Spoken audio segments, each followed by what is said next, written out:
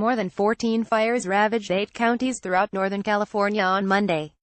AP photo. Rich Pedroncelli. Think about it, one of the aides I spoke to told me Tillerson was contemplating his retirement from Exxon, after which he could do whatever he wanted, travel the world, sit on corporate boards. Now he's got to feel like he's covered in shit. I can't imagine this is what he expected. Another official told me that Tillerson's sole reason for staying was loyalty to his country. The only people left around the president are generals and Boy Scouts. They're doing it out of a sense of duty.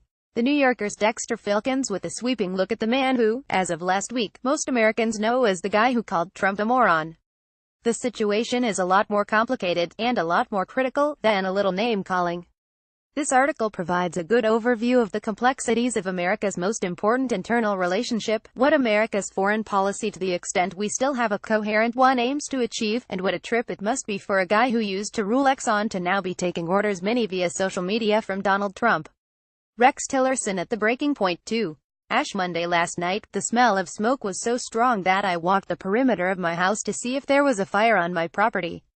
This morning, everything from my car to my windowsills was covered in ash. It turns out that cause of the smoke and ash was nearly an hour's drive away, where a string of massive fires has ripped across Napa, Sonoma, and Santa Rosa. At least 1,500 structures have been lost in the Northern California firestorm, which is already among worst in state's history. So far, 1 death has been reported, and there have been a huge number of evacuations, including several close friends in the area. Here's the latest from the LA Times and SF Chronicle. 3. Nancy and Chuck wonder what the... It was headline news when President Trump reached a handshake deal with Chuck and Nancy to protect the Dreamers in exchange for some increased security on the border. But on Sunday night, the White House released a list of demands that go far beyond what was discussed, including major changes to the immigration system, and yes, building the wall. The daca demands have Stephen Miller's fingerprints all over them. Here's the NYT's Matt Flegenheimer with a profile of Miller, the powerful survivor on the president's right flank. The piece includes what amounts to a near apology from Miller's rabbi, and some weird high school anecdotes. He jumped, uninvited, into the final stretch of a girls' track meet, apparently intent on proving his athletic supremacy over the opposite sex. The White House, reaching for exculpatory context, noted that this was a girls' team from another school, not his own. WAPO Environmental Protection Agency Administrator Scott Pruitt told coal miners in Kentucky on Monday that he will move to repeal a rule limiting greenhouse gas emissions from existing power plants, assuring them the war against coal is over. The war on common sense continues. 4. Drug war. Cancer now kills about 450,000 Africans a year. By 2030, it will kill almost 1 million annually, the World Health Organization predicts. The most common African cancers are the most treatable, including breast, cervical, and prostate tumors. But here they are often lethal. In the United States, 90% of women with breast cancer survive 5 years. In Uganda, only 46% do. In Gambia, a mere 12% do. From the NYT is Cancer Tears Through Africa, drug makers draw up a battle plan. The plan includes much cheaper drugs and improved distribution of information on how they should be given. 5. The art of the deal or no deal. I will try to spend it as irrationally as possible, so said Richard Thaler after winning the Nobel Prize in Economics for his work in behavioral economics. Thaler's helped to explain how we make irrational choices when it comes to economics, and came up with a series of methods to nudge people towards better choices. I wish he'd do the same for voting. Want to read a paper by a Nobel Prize-winning economist that is actually sort of accessible? Deal or no deal decision-making under risk in a large payoff game show. Oddly, Thaler and his co-authors failed to mention the Howie Mandel effect. 6.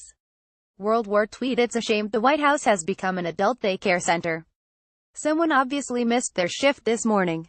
Pretty much everyone on social media read that retort issued by Senator Bob Corker after he became the latest target of a presidential tweet storm.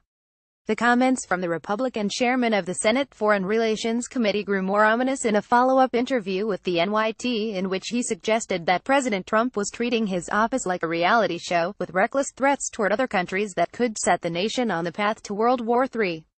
The Atlantic's James Fallows argues that saying what everyone else is thinking isn't enough. This situation is not normal. It is not safe. And the group, which for now has a monopoly on legislative and investigative power in Washington, Corker's own Republican Party, has an obligation to the country's past and its future to do something about it. Talk is better than nothing, but action is what counts. 7. plot twist, it is a stunning fall from power for the mogul, whose tenacity and ruthlessness put him at the nexus of Hollywood, Wall Street, and the Beltway.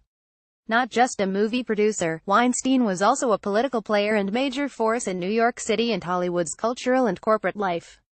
A couple days after announcing he'd take a leave of absence from the firm he founded, Harvey Weinstein was forced out of his own company by a board of directors that includes his brother. The board made its decision based on Weinstein's attempted apology and the series of stories they were hearing, including this one TV journalist says Harvey Weinstein masturbated in front of her. Meryl Streep once jokingly referred to Weinstein as God. After reading the reports of his behavior, she's officially losing her religion. The disgraceful news about Harvey Weinstein has appalled those of us whose work he championed, and those whose good and worthy causes he supported. The intrepid women who raised their voices to expose this abuse are our heroes.